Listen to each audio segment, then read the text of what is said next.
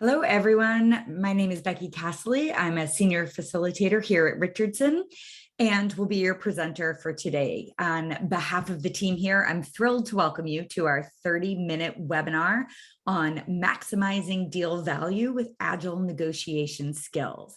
Before we get started, I've got two quick housekeeping items. One, we're going to save some time at the end for Q&A, so feel free to submit questions as we go. You can use either the chat or the Q&A functions. Also, we're going to be recording today's session, and we'll be sure to send that recording and a copy of the slides to y'all this afternoon. All right, before we get started, I'm pleased to introduce my colleague, Sarah Doherty. Sarah is our Marketing Operations Manager, and she'll be producing today's webinar. So let's get started. Today, we're going to take a look at a flexible framework that sellers can use to navigate negotiations with confidence. We're going to pay particular attention to how to maintain control during a negotiation, which is key to maximizing deal value. Of course, we'll save time at the end for some Q&A. But first, I want to hear from you. So if you wouldn't mind opening up your chat, I would love to hear, what are you doing before the negotiation to set yourself up for success? Go ahead and open up your chat. I'd love to hear what are some of the things that you need to do before you show up for a negotiation to ensure that you'll be successful. And if you need to know where chat is, if you look at your control bar at the bottom, just click on chat. All right, great. I see Rodrigo said make a plan. Carl, you're my kind of negotiator. He says send them some booze, right? Like I'm down for that. It depends on what kind of booze, though. Scott says preparing what you're willing to trade. Absolutely. Mish says preparing by knowing what I am and what I am not willing to accept. Research business history between my company and the customer, review budget if when available, find out as much as you can about your customer, their role, etc. Research the company. Tom says review history, identify what a win is, try to find information about the company, collect information. And then Michelle says what the objectives are for the negotiation, what is driving the why. Love it. So there's lots to consider. And Killian added confirm alignment of delivering on their needs. Yeah, you guys are hitting on a lot of key concepts here. So let's just take a closer look. Everyone knows that sales and negotiations are different, yet many people have difficulty with defining the difference clearly. Selling and negotiating really are part of one continuum, and we'll look at that in a second. It's really important to know when you're selling versus when you're negotiating to maximize your position and achieve the results that you want. So let's define these two, right? As you can see on the screen, selling is the process of uncovering client pain and related needs, positioning unique solution capabilities, shaping perceptions of value, engaging stakeholders who have power, and establishing mutual next steps. It's about reaching a conceptual agreement to do business together. It's the communication process in which you identify needs and you use your preparation, knowledge, skills, and strategy to persuade the client to want to do business with you. Helping the client reach a buying decision is really what selling is about. And that's by discussing client pain and related needs and how you can meet those needs and agreeing that you have the capability needed to meet those clients' needs based on their perception of your ability to provide value linked to their needs, goals, and objectives. So then what's negotiating? Well, negotiating really is about the process to define the exact parameters, terms, conditions of the business relationship. It's the communication process in which you, again, use preparation, knowledge, skills, strategies, and tactics to determine price and terms to close the deal. And it can result in either reaching an agreement or sometimes walking away. Because the negotiation is the point in which price and terms are determined, profit is also determined and is what's at stake here. So when you're selling, there really is an element of negotiating in that you're going to lay the groundwork for the negotiation.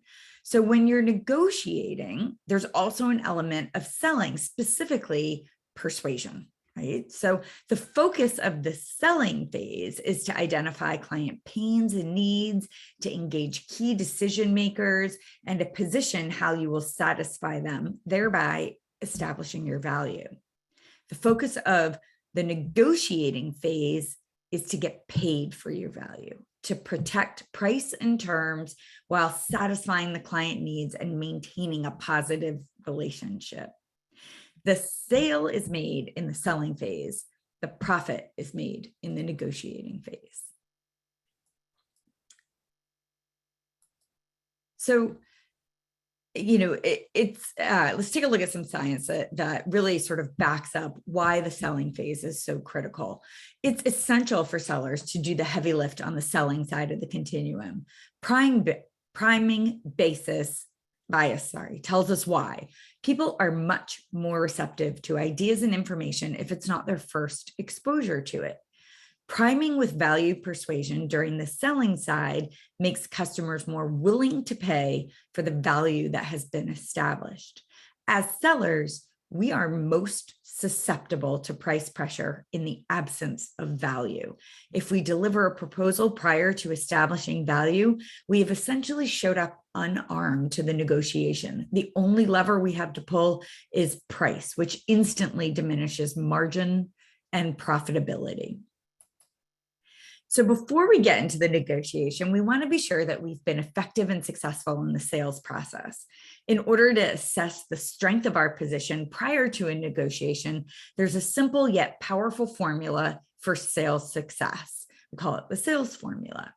Formula allows you to boil down a broad set of activities into a manageable series of elements on which to focus. It enables you to communicate the progress and the strength of your opportunity efficiently and effectively to sales managers and to others on your team. So let's look at some of the elements in this formula. Pain, right? This element of the formula represents a critical business issue or missed opportunity for the client. So the question that we need to answer before we negotiate is, have we uncovered pain? But more importantly, has power within an organization admitted that the pain exists? Power, the second element, that's a person or a group of people who have the influence and or authority to determine the outcome of the sale. These are the key decision makers that are participating in and influencing the client's buying process. In order to be successful, you want to understand the pain from the perspective of each individual with power so that you can offer a solution that addresses all their pain. The third element of this sales formula is vision. And this element is about how the client envisions and sees themselves working differently as a result of your capabilities or solution. So the client has to acknowledge that they can see the change that would happen if they were to implement your capabilities or solution. Of course, value, the fourth element, highlights the economic benefit that the solution will provide, and the intangible benefits are explored, positioned, and received by the client. This ensures that the client not only understands the value, but admits and confirms that value. So it's critical that the client articulates the value of the solution. And ideally, it's documented as well. And the last element of this sales formula is consensus. And this is the act of mutually progressing through key milestones of a buying journey. And that reduces risk of a delayed or no buying decision late in the sales cycle. We know risk is at its highest late in the cycle. And by having consensus throughout the buying journey, it helps sellers get in front of and manage that risk to avoid delays or no decisions. So this formula of pain times power times vision times value times consensus used in the sales process is invaluable in the negotiation phase.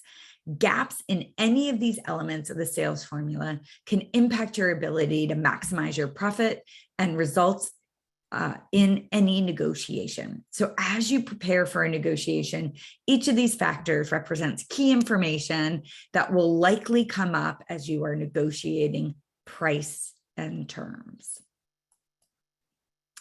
With the introduction of many stakeholders within the decision process and various requirements to overcome mounting risk, buying organizations no longer make purchasing decisions in a linear process.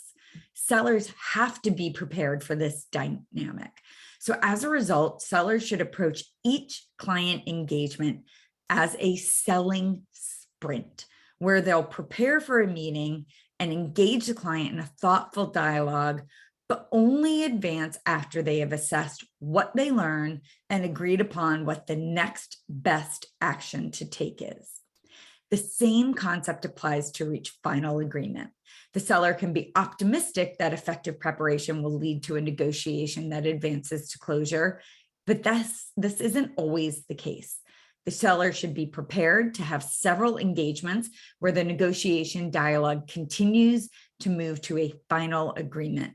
But these sprints will require the seller to continually prepare, engage, and consider the next best action to advance and close. So if we unroll the negotiating selling sprint, we can see the elements that help sellers control a negotiation with confidence, reinforce trusted relationships, and seek mutually successful outcomes. The first phase of the framework is prepare. Preparation establishes your guardrails for the negotiation. It increases your ability to stay in control during the negotiation and to be ready to think on your feet and be flexible while avoiding costly missteps. The next phase is open. It's part of the engage piece. These are the client-facing elements in the dark purple that you see here. A strong opening helps you to maintain control. It demonstrates your confidence and establishes a productive tone for the negotiation. After the opening, the next phase is to control. In this phase, you ensure you understand and respond appropriately to what's really driving the client. It helps you to avoid making unnecessary concessions. And that's the element that we're going to take a closer look at in a minute. The next phase is to trade. In this phase, you'll make well-considered strategic offers that enable you to move toward agreement. It's often in this phase where you determine how profitable the deal is. This is also the phase that most sellers enter into prematurely, before they've controlled the negotiation and really uncovered what's driving client demands and client behavior. The next phase is close. This is where we make sure that we have an agreement that we're able to cement with the client and strengthen the relationship. And the last phase, of course, is advance. Strong follow-up helps to ensure agreements stick, and it allows you to continue to build trust.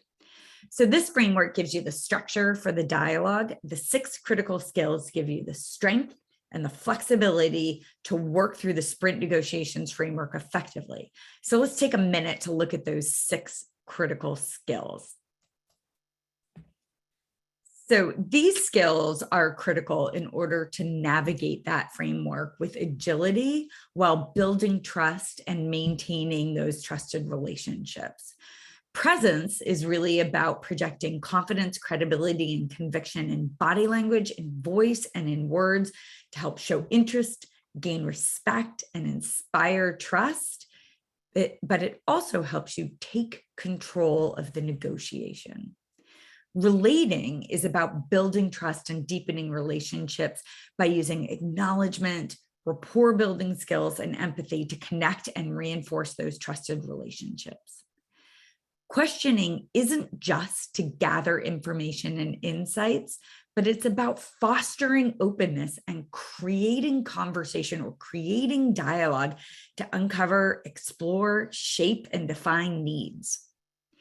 Listening requires that we actively understand both content and emotional message in order to show interest, to connect, to learn, and to build trust, and to begin to sort the customer's potential essentials, what they must have, and their negotiables, what they might be willing to sacrifice to protect those essentials.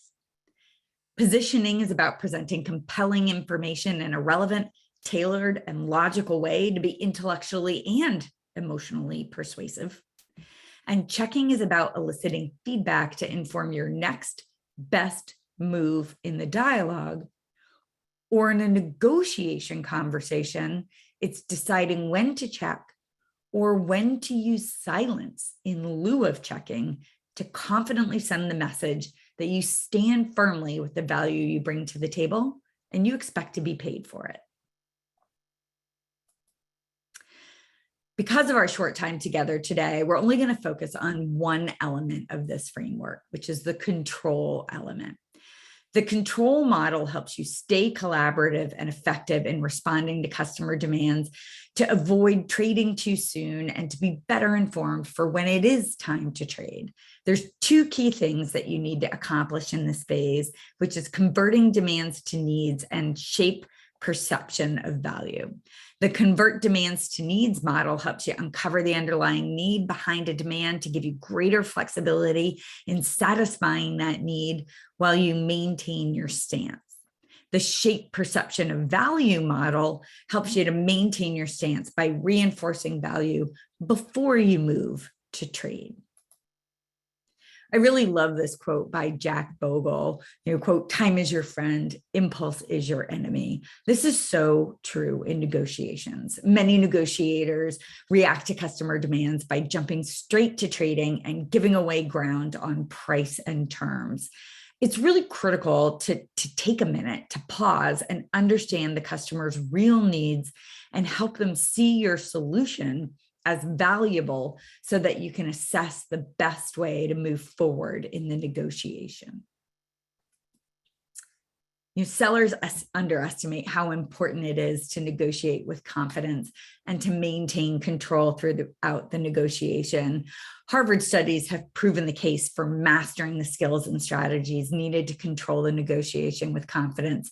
Those who are anxious negotiators receive outcomes that are 12% less attractive than confident negotiators.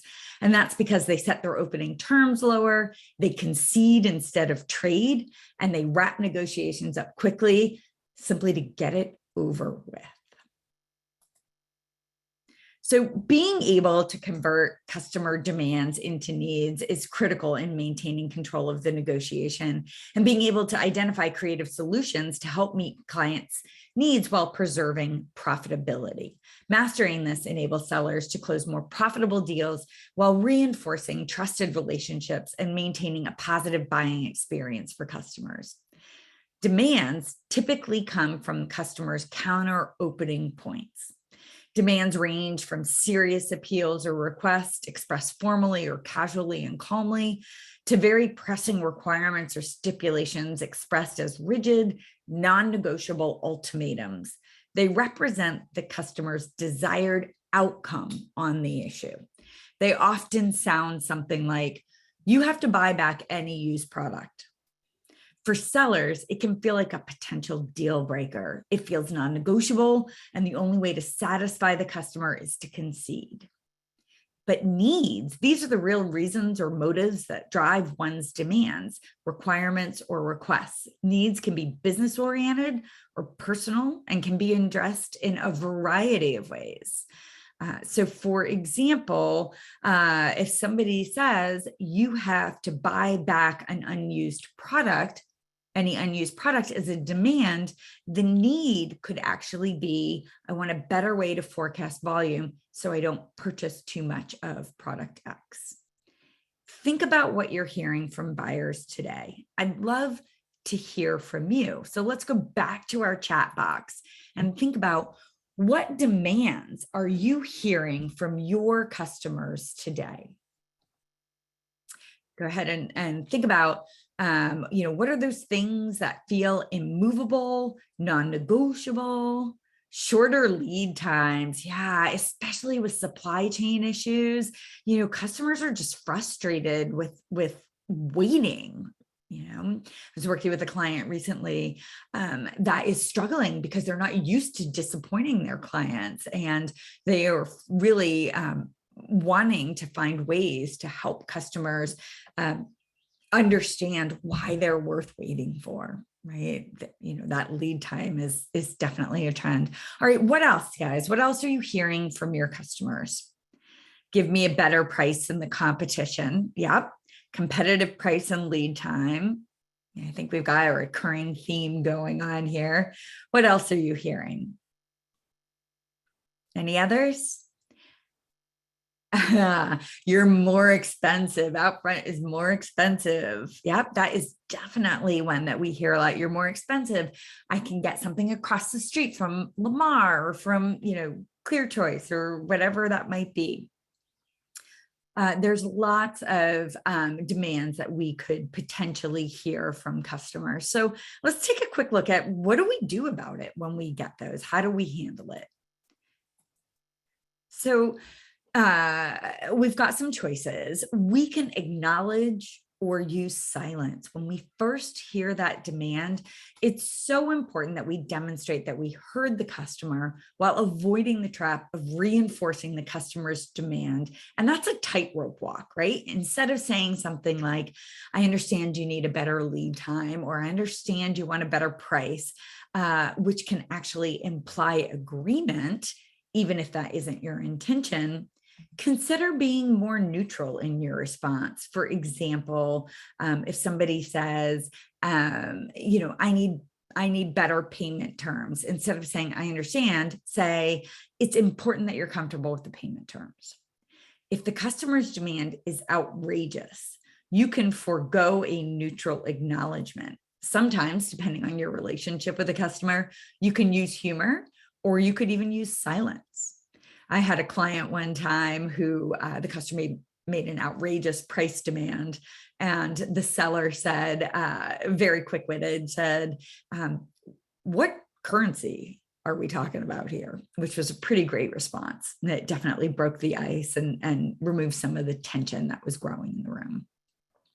Acknowledgement really shows that you're listening. It paves the way for your question. It diffuses defensiveness for both you and the customer, and it helps you remain neutral so that you don't show any signs of concession and maintain control.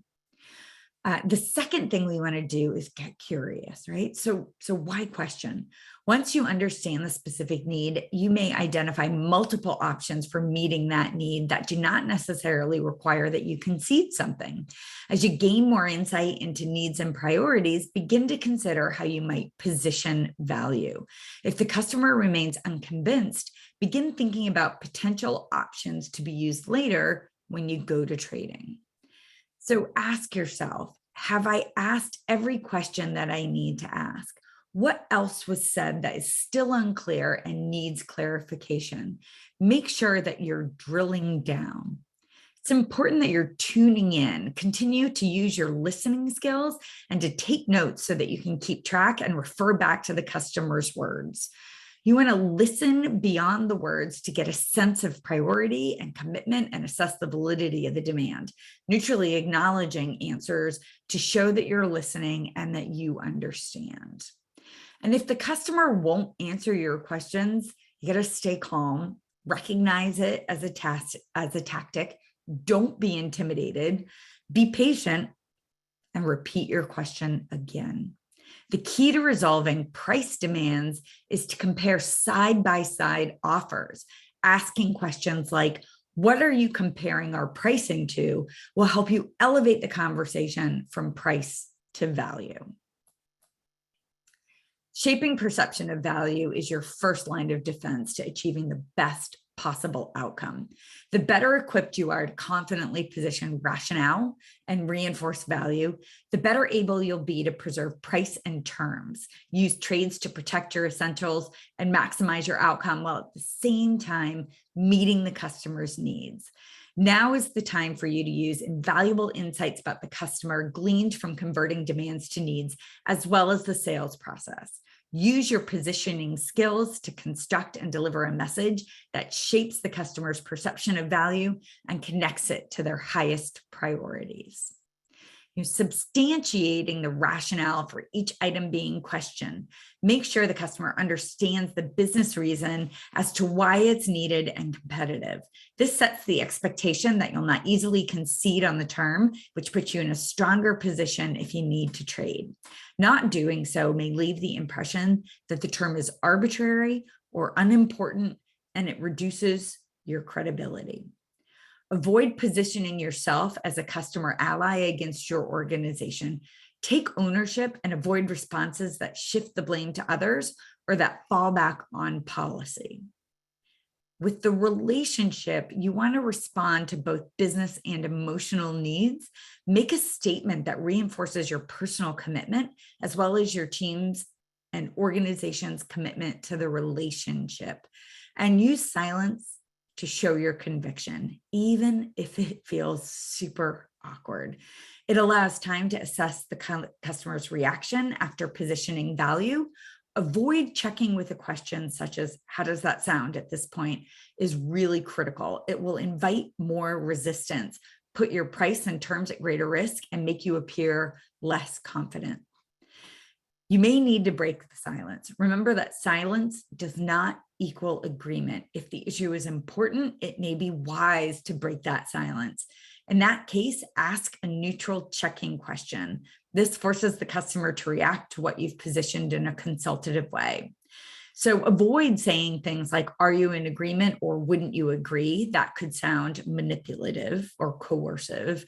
Instead, consider saying things like, before we leave this topic, what are your thoughts on that? Or how does that help explain why? Or how does that help with context for that? Once you shape perception of value, you need to assess your options. This is a strategy step, not a dialogue step. First we need to assess if buy-in is missing. When full buy-in is missing, consider asking one last question about the obstacle, then position the overall value of all terms. Combine value or risk points already shared, plus any additional points that are relevant, and then be silent. If you need to break the silence, consider asking, at this point, what is your chief hesitation? You can table it, right? If you're spending too much time on a particular issue that you can't resolve, it may be best to set aside that issue for now and move forward to discuss other issues. Position your intent to resolve it without indicating that you're going to concede. So that might sound like, I recognize that X is important to you. There are some options that we can discuss to meet that need, assuming that we can come to agreement on all of the issues. Let's talk about the other issues so that I have a full picture, and then we can discuss options.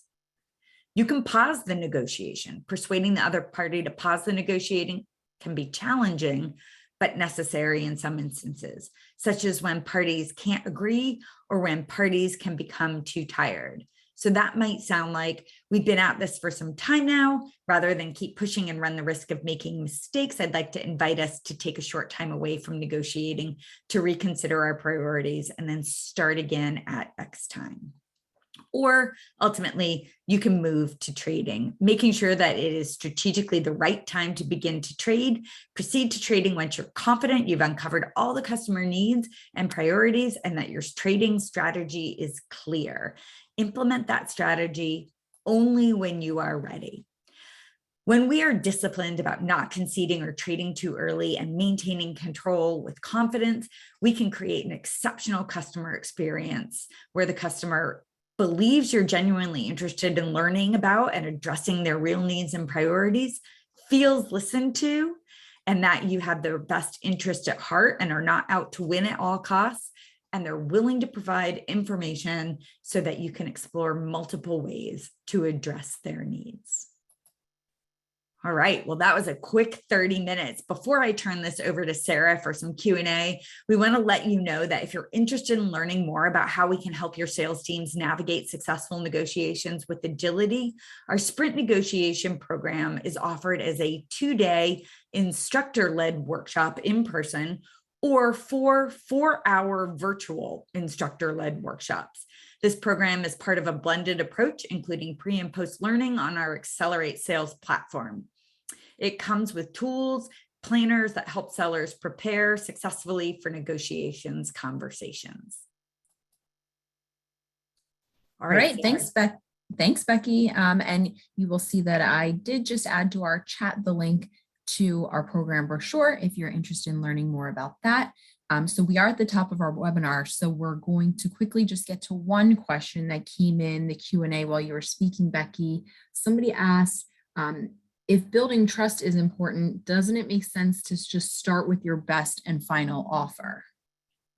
Yeah, you feel like that it would be a very transparent way to negotiate. The problem is psychologically, sometimes customers just need to feel like they win something in order to feel good about the relationship and the negotiation and the process and the outcome.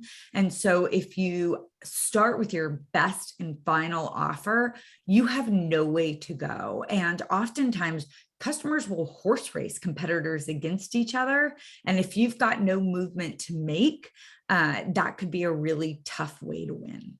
Good question. Thanks, Becky. Okay, so that brings us to the end of our time.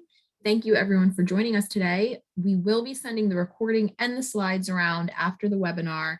And also be sure to follow us on LinkedIn for more tips and resources on sales.